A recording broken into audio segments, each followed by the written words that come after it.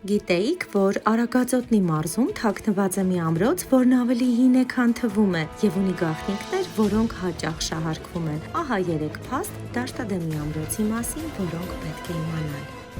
Հիմքն ուրարտական է, Քրիստոսից առաջ 8-ից 7-րդ դարեր։ Թեև ամրոցը թվագրվում է 7-ից 20-րդ դարերով, ճարտարապետ Թորոս Թորամանյանը փաստել է, այն կանգնած է ուրարտական հզոր կառույցի վրա։ Պարիսպների տակ պահպանվել են Վանի թագավորությանը բնորոշ հսկայական անմշակ քարերով հատվածներ։ Մեր նախնիները քարերն այնքան վարպետորեն են տեղադրել, որ դրանք հազարամյակներ անց էլ անսասան են։ Արաբատառ արձանագրության առեղծված են։ Ամրոցի վրա կա 1174 թվականին արված արաբերեն գրություն, որը հաճախ շահարկվում է փորձելով աղավաղել պատմությունը։ Իրականում այն պարզապես արձանագրում է վերանորոգման փաստը։ Սա պատմական շերտ է, ոչ թե ծագման վկայական։ Հայկական ամրոցը պարզապես որոշ ժամանակ գտնվել է Շադադյանների տիրապետության տակ։ Գաղտնուղի։ Դաշտադեմն ունի տպավորիչ գաղտնուղի, որը սկսվում է հարավ-արևմտյան հատվածից եւ հասնում մինչեւ Ձորակը։